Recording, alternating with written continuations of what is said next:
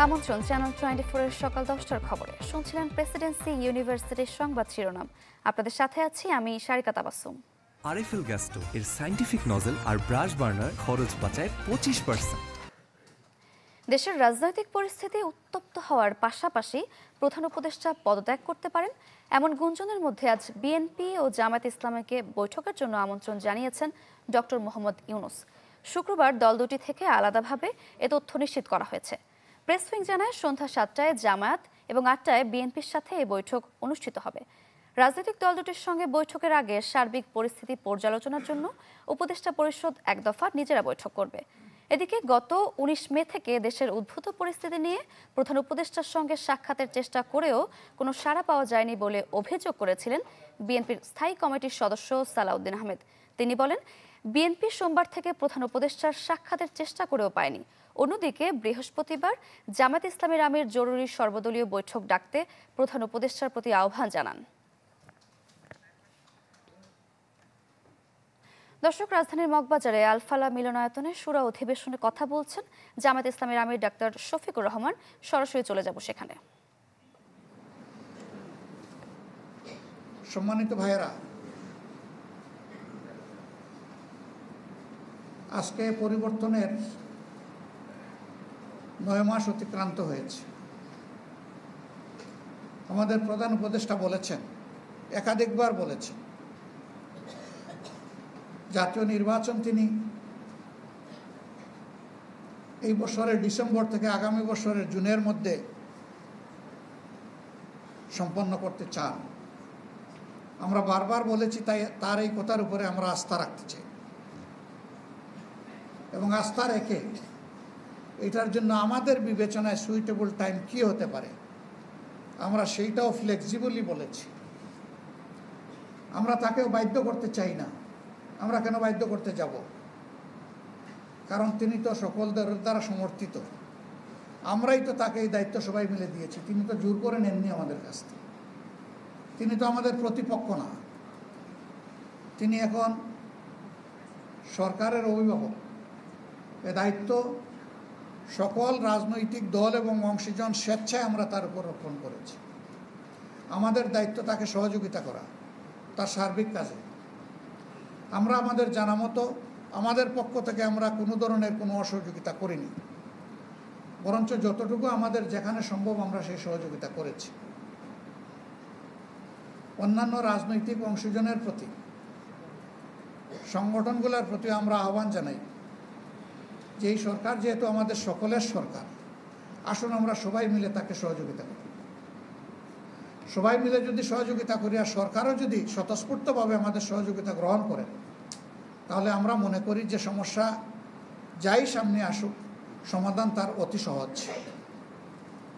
কিন্তু এইখানে বোঝাপড়ায় যদি কোনো গ্যাপ তৈরি হয় আর জাতি যদি কোনো সংকটে পড়ে, এ দায় আমরা কেউ এড়াতে পারবো না।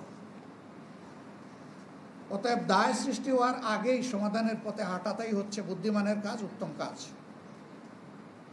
আমরা সরকার এবং রাজনৈতিক দলগুলোর প্রতি উদাত্ত আহ্বান জানাই। দর্শক, রাজধানীর মগবাজারে আলফালা মিলনায়তনে শুরা অধিবেশনে কথা বলছেন জামায়াত ইসলামের আমির ডাক্তার শফিকুর রহমান। সরাসরি যুক্ত ছিলাম সেখানে। দেশ জুড়ে তোলপা ওয়ালটন ফ্রিজ কিনে আপনিও হয়ে যেতে পারেন মিলেনিয়ার। ক্ষমতার দ্বন্দ্বে রাজনৈতিক দলগুলোর মধ্যে তীব্র হচ্ছে মতবিরোধ। হাসিনা বিরোধী আন্দোলনে এক ছাতার নিতে দাঁড়ানো দলগুলো চলছে টানাপোড়েন, যেখানে দায়িত্বহীন আচরণ ও অশ্রদ্ধাই বড় কারণ বলে মনে করছেন বিশ্লেষকরা। অবস্থান না পাল্টালে সামনে আরও বড় খেসারত দিতে হবে বাংলাদেশকে, যা কোনো অবস্থাতেই কাম্য নয় বলে মনে করছেন তারা। সাদবিন শফিকের প্রতিবেদন। স্বৈরাচার ঠেকাতে মত পথের ভিন্নতা ভুলে 5 আগস্ট এক মোহনায় ভিড়েছিল যে জনপদ, সেখানেই এখন উল্টো সুর। রাজনৈতিক দলগুলোর ক্ষমতা আর স্বার্থের দ্বন্দ্ব এখন অনেকটাই প্রকাশ্যে। ফ্যাসিবাদ বিরোধী প্ল্যাটফর্মগুলোরও যেন ছন্নছাড়া অবস্থা, যার প্রভাব স্পষ্ট রাজনীতির মাঠে। সংস্কার ও নির্বাচন প্রশ্নে দূরত্ব বেড়েছে অন্তর্বর্তী সরকারের সাথেও, যা নতুন বাংলাদেশের আকাশে ফেলেছে কালো মেঘের ছায়া। মাত্র 10 মাসে কেন এমন পরিস্থিতি তৈরি হলো? বিশ্লেষক ও গবেষকদের মতে এর পুরো দায় নিতে হবে রাজনৈতিক দলগুলোকেই। দায়িত্বশীলতার পরিচয় দিতে ব্যর্থ হয়েছে অভ্যুত্থান পরবর্তী নেতৃত্ব। এক্ষেত্রে বড় দলগুলোকে আরও পরিণত রাজনৈতিক আচরণের পরামর্শ বিশ্লেষকদের।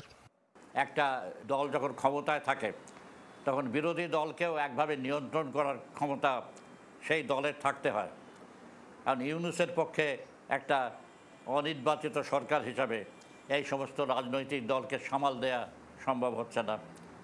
কাজেই দেশে একটা এদিক দিয়ে খুব সংকটজনক পরিস্থিতি তৈরি হয়েছে। পুরো পরিস্থিতির জন্য আমি দায়ী করব বিএনপিকে। বাংলাদেশের আগামী যদি পরিস্থিতি খারাপের দিকে যায় এবং কি বলবো আমি খোদা না করে কোনো গৃহযুদ্ধের দিকে যদি যায়, তার জন্য 100% দায়ী হবে বিএনপি।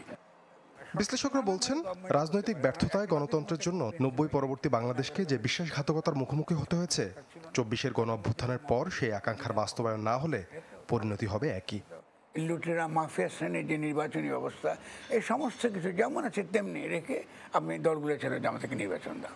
তো নির্বাচন দেওয়ার মধ্য দিয়ে তারা এটা বলে ক্ষান্ত থাকলো না, তারা ক্রমাগত এই সরকারকে চাপ প্রয়োগ করতে থাকলো। একজন করে ডাকা না, সবাইকে একসাথে নিয়ে বসা, এটা খুব ইম্পর্টেন্ট। বসে সমস্যাগুলো তাদের কাছ থেকে শুনিয়ে আসলে তারা যেটা ভাবছে, সরকার যেটা ভাবছে, এই দুইয়ের মধ্যে ফারাকটা কোথায়, ফারাকটা আপনার দেখতে হবে না। অভ্যুত্থানের নেতৃত্বে থাকা ছাত্রদের রাজনৈতিক দল গঠন ও তাদের পথ চলায় ত্রুটি দেখছেন কেউ কেউ, যার সুযোগ নিতে মরিয়া পুরনো ফ্যাসিবাদী ব্যবস্থা। একটা সদ্য জন্ম নেওয়া দল, যার বয়স মাত্র 3 মাস, কিন্তু দলটার যে আচরণ, সে এমনভাবে বিহেভ করছে অ্যাজ ইফ এই বাংলাদেশের সে ক্ষমতাসীন দল, যাকে ইচ্ছা হুমকি দিচ্ছে, এখনও ক্ষেত্র বিশেষে মোতায়েন করছে। এদের কিছু কিছু কথাবার্তা প্রতিক্রিয়াশীলও বটে। এটা খুবই একটা হতাশাব্যঞ্জক ব্যাপার। কারণ যারা মনে করেছিল যে এই ছাত্ররা বেরিয়ে এসে এই দেশের গণতান্ত্রিক রাজনীতিতে একটা বড় ভূমিকা রাখবে, গণতান্ত্রিক ঐতিহ্য সৃষ্টির ক্ষেত্রে একটা ভূমিকা রাখবে, সেখানে দেখা গেল তারা উল্টো কাজ করছে। তাদের এই নির্বাচনী রাজনীতির দিকে আসা, এই গণ অভ্যুত্থানকে পূর্ণ বিজয়ের দিকে না নিয়ে গিয়ে, এটাকে আমি সমর্থন করি না। আমি ডক্টর ইউনূসকে কার্যত অলমোস্ট অরক্ষিত রেখে একটা সেনা সমর্থিত সরকার বানিয়ে আপনারা রাস্তায় নির্বাচনের জন্য আপনি হইচই করছেন, এটা তো হবে না, এটা তো গ্রহণযোগ্য হতে পারে না। সম্প্রতি রাজনৈতিক দলগুলোর পরস্পর বিরোধী বক্তব্য আর নানা দাবিতে টানা আন্দোলন ঘিরে ক্ষুব্ধ হয়ে পদত্যাগের ইচ্ছার কথা জানান প্রধান উপদেষ্টা ডক্টর মোহাম্মদ ইউনূস। এতে আরও জটিল হয়ে ওঠে দেশের রাজনৈতিক পরিস্থিতি। সাদবিন শফিক, চ্যানেল 24, ঢাকা। এদিকে গণতান্ত্রিক রূপান্তরকে বাধাগ্রস্ত করে আরেকটা ১/১১ বন্দোবস্ত করার পায়তারা চলছে, এমন অভিযোগ করেছেন জাতীয় নাগরিক পার্টির আহ্বায়ক নাহিদ ইসলাম। সামাজিক যোগাযোগ মাধ্যমে দেয়া পোস্টে অভিযোগ করেন, দেশে অস্থিতিশীলতা তৈরি করতে দিল্লি থেকে ছক আঁকা হচ্ছে। এজন্য ফ্যাসিবাদ ও আধিপত্যবাদের বিরুদ্ধে দেশপ্রেমিক, বাংলাদেশপন্থী ও ধর্মপ্রাণ ছাত্র জনতাকে সার্বভৌমত্ব, সংস্কার ও জুলাই গণঅভ্যুত্থানের পক্ষে ঐক্যবদ্ধ থাকতে হবে। দেশপ্রেমিক সেনা অফিসার ও সৈনিকদের সার্বভৌমত্ব ও বাংলাদেশ রক্ষায় প্রস্তুত থাকারও আহ্বান জানান নাহিদ। বলেন, ডক্টর ইউনূসকে দায়িত্বে রেখেই রাজনৈতিকভাবে সব সমস্যার সমাধান করতে হবে। একটা সেলফি। আপু, এখন কিছু খাওয়াও। এখন ইভিনিং এ চরম ক্রেভিং, চাই কিছু এক্সাইটিং, মিস্টার নুডলস হয় কুকিং, টেস্ট হয় amazing, mister noodles amazing test, mister noodles enjoy the best, mister noodles amazing test, mister noodles, mister noodles, mister noodles. রাজধানীর যাত্রাবাড়িতে ককটেল বিস্ফোরণের ঘটনা ঘটেছে, এতে আহত হয়েছেন 5 জন। শুক্রবার রাতে ঘটনা ঘটে। এতে পার্কের ভিতরে নার্সারির কর্মচারী জুয়েল ও সোহান সহ কয়েকজন আহত হন। এর মধ্যে জুয়েল গুরুতর আহত হয়, তাকে ঢাকা মেডিকেলের জরুরি বিভাগে নিয়ে যাওয়া হয়। পুলিশ জানায়, যাত্রাবাড়িতে শহীদ জিয়া পার্কের ভিতরে পশ্চিম পাশের ফটক সংলগ্ন স্থানে ককটেলটি নিক্ষেপ করা হয়। অজ্ঞাতনামা ব্যক্তিরা এটি নিক্ষেপ করেছেন বলে ধারণা করছে পুলিশ। এ ঘটনায় আইনি ব্যবস্থা প্রক্রিয়াধীন। হঠাৎ করে বিকট শব্দের কারণে কানে কেউ শুনতেছিল না। তো সামনের দিকে পিছনের দিকে যখন আমি ঘুরলাম, সামনে থেকে পিছনের দিকে যখন আমি ঘুরলাম, দেখলাম যে গাড়ির ওইখান থেকে প্রচুর পরিমাণে ধোঁয়া। আর হাতের যে অবস্থাটা দেখতেছে, পায়ের যে অবস্থা সেলি করতেছে, আর হাতে যে বোমের যে জখমটা গেছে সেটা বের করার জন্য চেষ্টা করছে। একটা বিরতি নিচ্ছি, ফিরছি একটু পরেই, সাথেই থাকুন।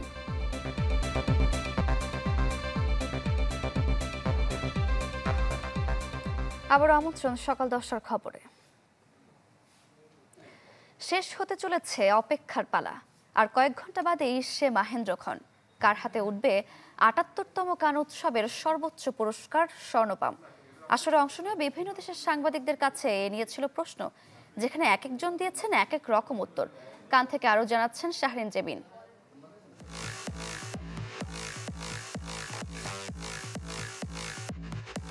১৩০টি স্বল্পদৈর্ঘ্য আর পূর্ণদৈর্ঘ্য ছবি প্রদর্শনে শেষ হচ্ছে ১২ দিনের আয়োজন। আজ পর্দা নামবে ৭৮তম কান চলচ্চিত্র উৎসবে।